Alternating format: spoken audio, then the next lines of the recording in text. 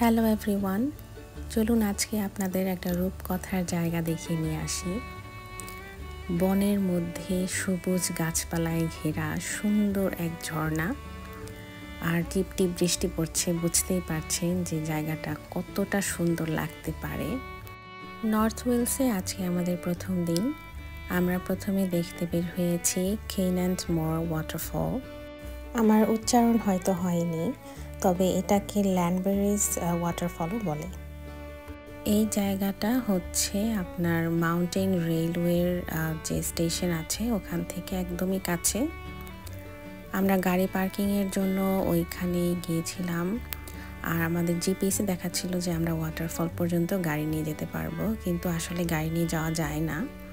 এই যে মাত্র যে রোডটা দেখালাম ওখান পর্যন্ত মানে আসা যায় বা এদিক দিয়েও যাওয়া যায়, কিন্তু আপনি উপরে যেয়ে খুব সুন্দর ওয়াটারফল দেখতে পারবেন না। তো বেটার হবে আপনি মাউন্টেন রেলওয়ের যে স্টেশন আছে সেখানে গাড়ি পার্কিং করবেন আর এদিক দিয়ে হেঁটে আসবেন।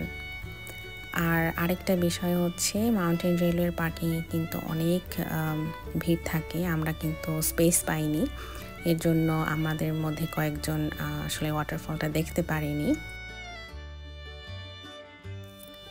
এই উপর দিয়ে যে রোডটা দেখা যাচ্ছে এটা হচ্ছে রেলওয়ে রোড। এটাই মূলত স্নোডোনিয়ার মাউন্টেন রেলওয়ের যে রেল আছে সেটা আপনাকে একদম স্নোডোনিয়া মাউন্টেনের হাই পিক পর্যন্ত নিয়ে যাবে। তো আমরা ওখানে সাইন দেখেছিলাম ওয়াটারফলের, এদিক দিয়ে আমরা হাঁটছি।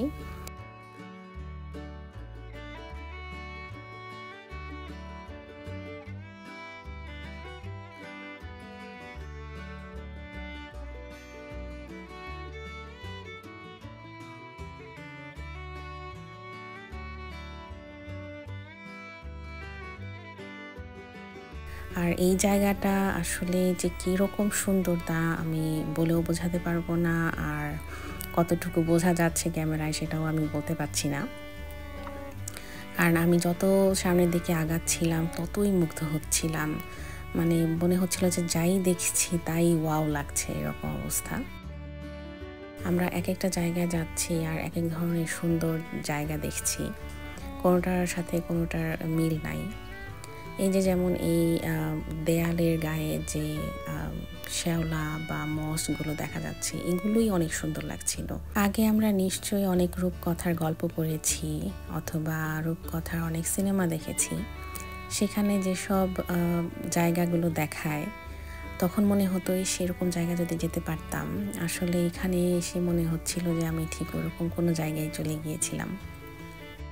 আসলে মানুষ যে বই লেখে, রূপকথার বই, আমরা হয়তো মনে করতাম যে তারা হয়তো নিজেদের ইমাজিনেশন থেকে এরকম লিখে, কিন্তু ইমাজিনেশনটা আসলে কোথা থেকে আসে? তারা হয়তো কোথাও ওই রকম একটা প্লেস দেখেছে, এর জন্যই তার আইডিয়াটা এসেছে।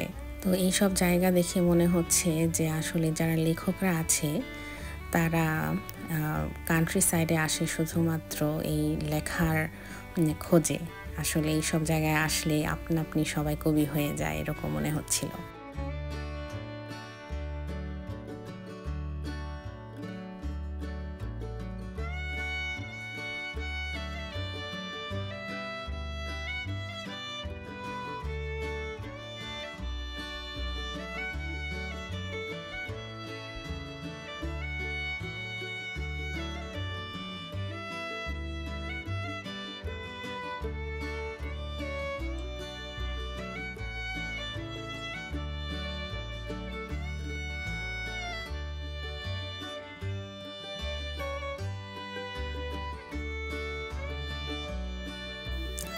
এখানে সাইন দেওয়া ছিল যে এখানে নামা যাবে না বা সুইমিং করা যাবে না।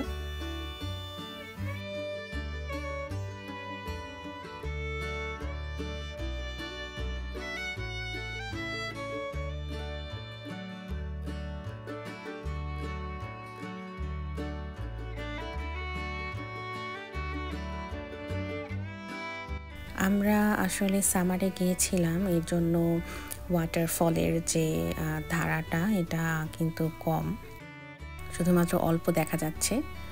তবে আমি এর আগে যত ভিডিও দেখেছি বা অন্যান্য মানুষের ছবি দেখেছি, তারা শীতের সময় এসেছে লাইক ডিসেম্বর জানুয়ারিতে, তখন এই সামনের যে ওয়ালটা আছে এই পুরো ওয়ালটা কিন্তু পানি দিয়ে ভরে যায়, মানে পুরোটাই আপনার ঝর্ণা হয়ে যায়, উপর থেকে পানি পড়ে।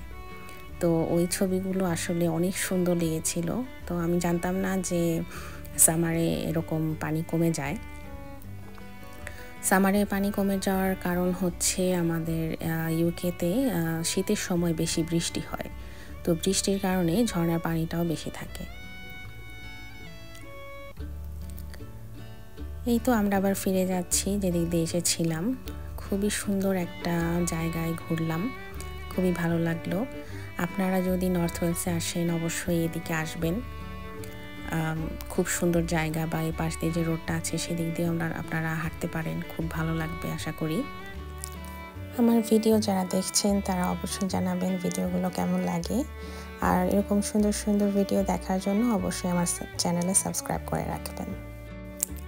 আর অবশ্যই আমার নেক্সট ভিডিওতেই চোখ রাখবেন, যেখানে আমরা হারিয়ে গিয়েছিলাম মেঘের রাজ্যে।